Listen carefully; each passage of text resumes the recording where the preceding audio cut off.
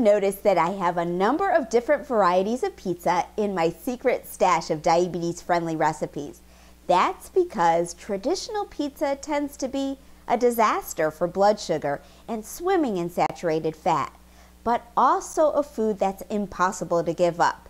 So I won't give it up, but I won't give in either, and I would encourage you to do the same. Pizza can be healthy, and here's another example. Our recipe today is quick Mexican pizza, courtesy of fellow registered dietitian Heidi McIndoo. And you can find this dish in Heidi's book, When to Eat What, published in 2011 by Adams Media. This pizza is easy and quick and tasty too. Okay, our ingredients are 1/2 cup fat-free refried beans, 1 whole wheat tortilla, 1.5 ounce. We'll talk about the tortillas later.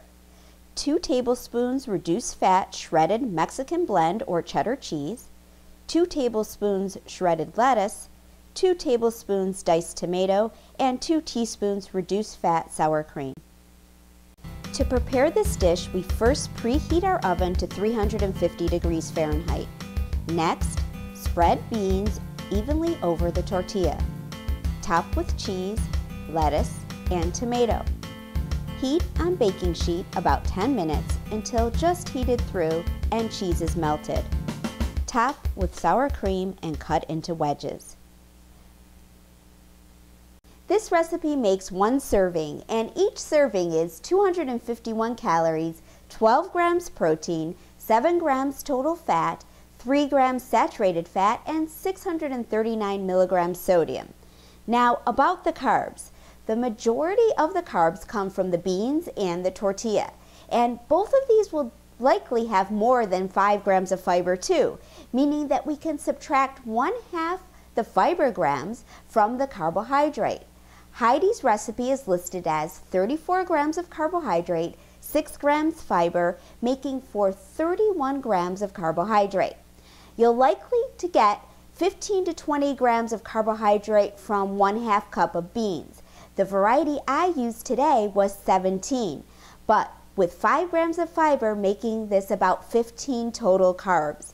The tortillas come with all sorts of variations in the carb and fiber.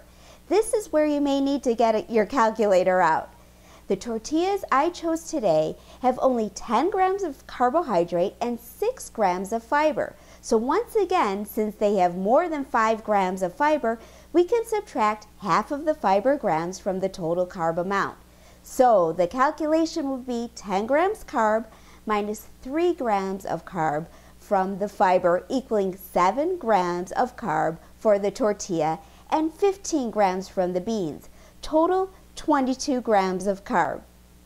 This carb issue may not be such a big deal for others, but with our diabetes, it's important for us. Beware of high carbohydrate, low fiber tortillas especially.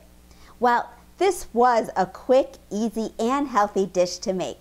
It's one of my favorites to prepare on those days that I'm short on time. Thank you, Heidi, for sharing this recipe with us, and thank you for watching Diabetes Every Day. Adios.